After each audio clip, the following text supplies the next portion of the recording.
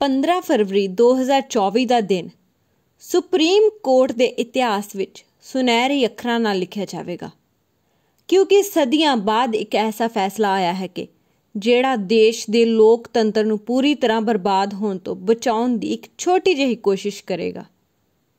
ਇਹ ਉਹਨਾਂ ਲੋਕਾਂ ਲਈ ਇੱਕ ਰੋਸ਼ਨੀ ਦੀ ਕਿਰਨ ਹੈ ਜੋ ਕਹਿੰਦੇ ਹਨ ਦੇਸ਼ ਦਾ ਲੋਕਤੰਤਰ ਨਿਯਮ, ਕਾਨੂੰਨ ਅਤੇ ਸੰਵਿਧਾਨ ਦੇ ਅਨੁਸਾਰ ਚੱਲੇ, ਨਾ ਕਿ ਕਾਰਪੋਰੇਟ ਅਦਾਰਿਆਂ ਦੇ ਸਿੱਟੇ ਗਏ ਪੈਸਿਆਂ ਨਾਲ। ਸੁਪਰੀਮ ਕੋਰਟ ਨੇ ਇਲੈਕਟੋਰਲ ਬੌਂਡਸ ਕੇਸ ਦੀ ਸੁਣਵਾਈ ਦੇ ਬਾਅਦ ਇੱਕ ਐਸਾ ਇਤਿਹਾਸਿਕ ਫੈਸਲਾ ਕੀਤਾ ਹੈ ਜਿਸ ਨਾਲ ਸੱਤਾ 'ਤੇ ਬੈਠੇ ਲੋਕਾਂ ਨੂੰ ਬਹੁਤ ਵੱਡਾ ਝਟਕਾ ਲੱਗਿਆ ਹੋਵੇਗਾ।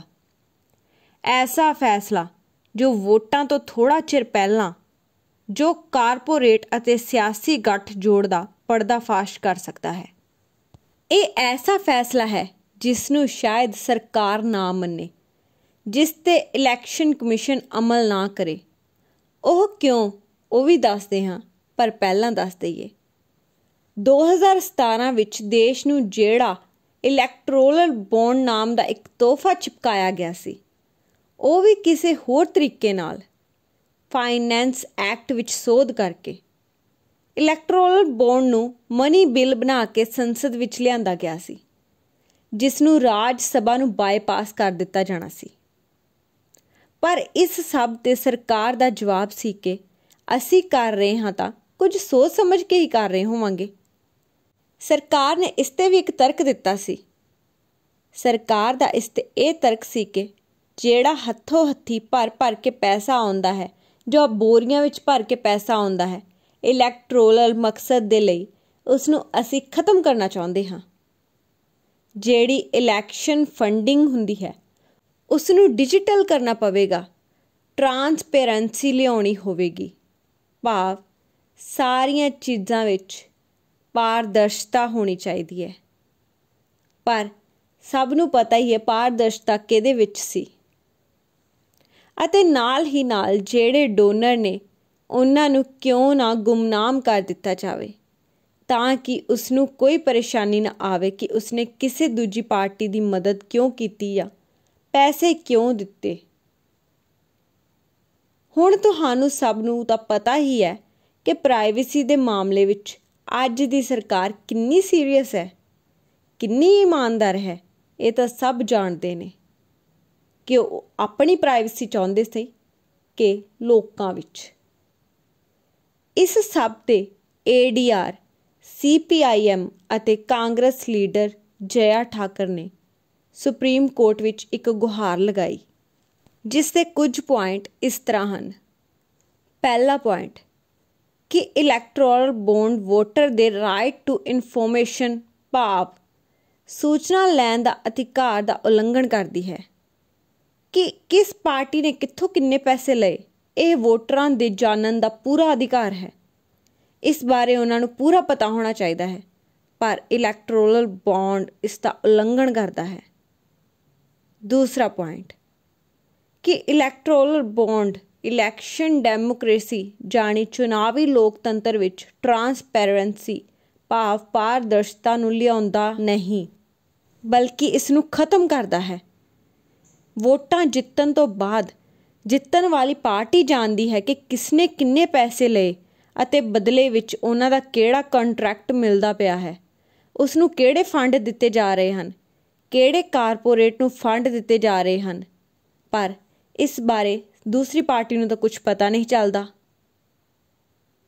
ਤੀਸਰਾ ਪੁਆਇੰਟ ਕਿ ਸ਼ੈਲ ਕੰਪਨੀ ਦੇ ਡੋਨੇਸ਼ਨ ਦੀ ਇਜਾਜ਼ਤ ਦੇਣ ਨਾਲ ਸਾਡੇ ਦੇਸ਼ ਦੀ ਇਲੈਕਟੋਰਲ ਇੰਟੀਗ੍ਰਿਟੀ, ਭਾਵ ਚੁਣਾਵੀ ਅਖੰਡਤਾ ਨੂੰ ਖਤਮ ਕੀਤਾ ਜਾ ਰਿਹਾ ਹੈ।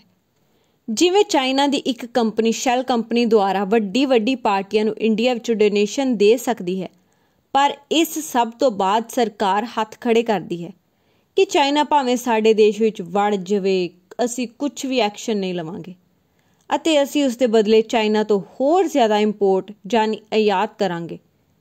ਕੀ ਇਸ ਨਾਲ ਭਾਰਤੀ ਲੋਕਤੰਤਰ ਜਨਨੀ ਦੀ ਜਾਨ ਨਹੀਂ ਅਟਕਦੀ?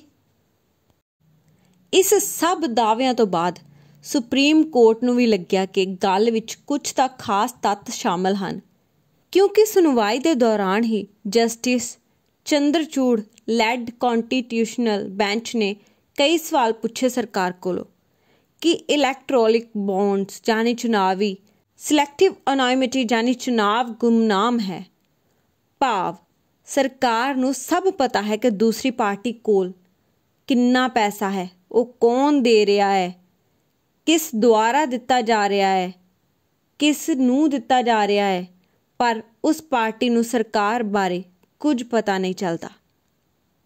ਕੋਰਟ ਬੋਰਡ ਨੇ ਕਿਹਾ ਕਿ ਇਲੈਕਟੋਰਲ ਬੌਂਡ ਨਾਲ ਟਰਾਂਸਪੇਰੈਂਸੀ ਕਿਵੇਂ ਆਉਂਦੀ ਹੈ, ਗੁਮਨਾਮਤਾ ਕਿਵੇਂ ਆਉਂਦੀ ਹੈ, ਇਸ ਬਾਰੇ ਸਾਨੂੰ ਪਤਾ ਹੀ ਨਹੀਂ ਚੱਲ ਰਿਹਾ ਅਤੇ ਇਸ ਗੱਲ ਦਾ ਤਰਕ ਕੋਰਟ ਸਮਝਣ ਦੀ ਕੋਸ਼ਿਸ਼ ਕਰ ਰਹੀ ਹੈ ਕਿ ਪਹਿਲਾਂ ਇੱਕ ਕੰਪਨੀ ਆਪਣੇ ਮੁਨਾਫੇ ਦਾ 7.5% ਕਿਸੇ ਪੋਲੀਟੀਕਲ ਪਾਰਟੀ ਨੂੰ ਡੋਨੇਸ਼ਨ ਕਰ ਸਕਦੀ ਸੀ, ਉਹ ਵੀ ਰਿਕਾਰਡ ਵਿੱਚ ਮੌਜੂਦ ਹੁੰਦਾ ਹੈ।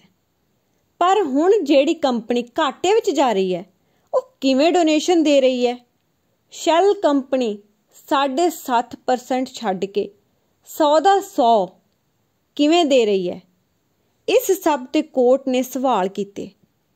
ਇਸ ਵਿੱਚ ਸੁਪਰੀਮ ਕੋਰਟ ਨੇ ਲਿਖਿਆ ਕਿ ਨਾਗਰਿਕਾਂ ਦਾ ਹੱਕ ਬਣਦਾ ਹੈ ਕਿ ਉਹਨਾਂ ਦੀ ਪਿਆਰੀ ਪਾਰਟੀ ਨੂੰ ਕੌਣ ਅਤੇ ਕਿੰਨੀ ਫੰਡਿੰਗ ਦੇ ਰਿਹਾ ਹੈ।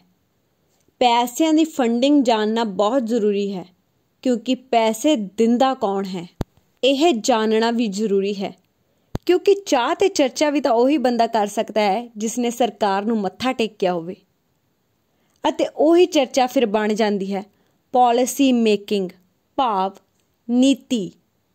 ਅਤੇ ਇਹ ਜਾਣਨਾ ਬਹੁਤ ਜ਼ਰੂਰੀ ਹੈ ਕਿ ਪਾਰਟੀ ਨੂੰ ਕਿਸ ਦਾ ਪੈਸਾ ਮਿਲਿਆ ਹੈ ਅਤੇ ਉਸ ਤੋਂ ਕੀ ਨੀਤੀ ਬਣਾਈ ਗਈ ਹੈ ਅਤੇ ਇਸ ਵਿੱਚ ਕਿਸ ਨੂੰ ਲਾਭ ਪਹੁੰਚਿਆ ਹੈ।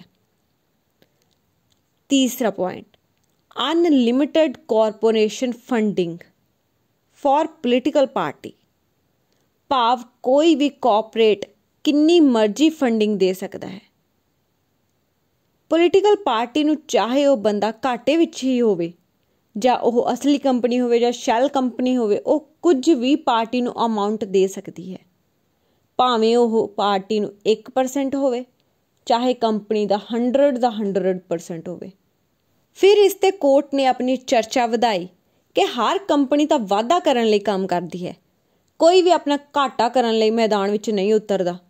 ਸੋ ਇਲੈਕਟੋਰਲ ਬੌਂਡ ਤੋਂ ਦੇਸ਼ ਵਾਸੀਆਂ ਨੂੰ ਬਸ ਪਤਾ ਹੀ ਨਹੀਂ ਚੱਲੇਗਾ ਕਿ ਇਲੈਕਟ੍ਰੋਨਿਕ ਬੌਂਡ ਖਰੀਦਣ ਵਾਲੇ ਨੂੰ ਅੰਦਰ ਖਾਤੇ ਕੀ ਮੁਨਾਫੇ ਹੋ ਰਹੇ ਹਨ। ਬਾਕੀ ਤੁਸੀਂ ਤਾਂ ਆਪ ਹੀ ਸਮਝਦਾਰ ਹੋ। ਪਰ ਜਸਟਿਸ ਸੀਟ ਤੇ ਬੈਠੇ ਜਸਟਿਸ ਨੇ ਦਿਖਾ ਦਿੱਤਾ ਕਿ ਸਰਕਾਰ ਆਪਣੀ ਮਰਜ਼ੀ ਹਰ ਥਾਂ ਨਹੀਂ ਚਲਾ ਸਕਦੀ। ਕਾਨੂੰਨ ਵੀ ਕੋਈ ਚੀਜ਼ ਹੈ ਅਤੇ ਆਪਣੀ ਪਾਵਰ ਨੂੰ ਗਲਤ ਤਰੀਕੇ ਨਾਲ ਵਰਤਣਾ ਗਲਤ ਗੱਲ ਹੈ। ਪਰ ਸਵਾਲ ਇੱਥੇ ਫਿਰ ਵੀ ਬਹੁਤ ਸਾਰੇ ਹਨ ਕਿ ਇਲੈਕਟ੍ਰੋਨਿਕ ਬੌਂਡ ਤਾਂ ਅਸੰਵਿਧਾਨਿਕ ਕਰ ਦਿੱਤੇ ਗਏ, ਪਰ 16,000 ਕਰੋੜ ਰੁਪਏ ਦੇ ਜਿਹੜੇ ਬੌਂਡ ਪਾਰਟੀ ਕੋਲ ਆਏ, ਜੋ ਗਲਤ ਪੈਸਾ ਹੈ, ਜੋ ਅੱਜ ਵੀ ਉਹਨਾਂ ਕੋਲ ਹੀ ਹੈ ਅਤੇ ਇਹੀ ਚੋਰੀ ਦਾ ਪੈਸਾ ਆਉਣ ਵਾਲੀ ਇਲੈਕਸ਼ਨ ਵਿੱਚ ਵਰਤਿਆ ਜਾਵੇਗਾ, ਉਸ ਦਾ ਹਿਸਾਬ ਕਿਤਾਬ ਕੋਈ ਨਹੀਂ ਲਿਆ। ਪਰ ਫਿਰ ਵੀ ਇਸ ਬੌਂਡ ਨੂੰ ਖਤਮ ਕਰਨ ਵਾਲੇ ਜਸਟਿਸ ਨੂੰ ਸਾਡਾ ਸਲਾਮ। ਸੋ ਤੁਸੀਂ ਕੀ ਸੋਚਦੇ ਹੋ ਇਸ ਮਾਮਲੇ 'ਤੇ? ਕਮੈਂਟਾਂ ਰਾਹੀਂ ਜ਼ਰੂਰ ਦੱਸਣਾ। ਸੋ ਅੱਜ ਲਈ ਇੰਨਾ ਹੀ, ਮਿਲਦੇ ਹਾਂ ਕੱਲ੍ਹ ਇੱਕ ਹੋਰ ਨਵੀਂ ਵੀਡੀਓ ਦੇ ਨਾਲ। ਤਦ ਤੱਕ ਸਤਿ ਸ਼੍ਰੀ ਅਕਾਲ ਜੀ।